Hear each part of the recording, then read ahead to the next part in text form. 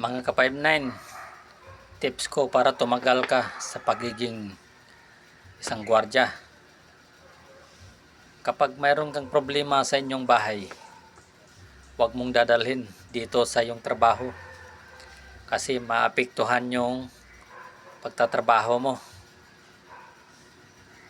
At kapag mayroong mga tao na medyo mainitin yung ulo, kailangan call ka lang.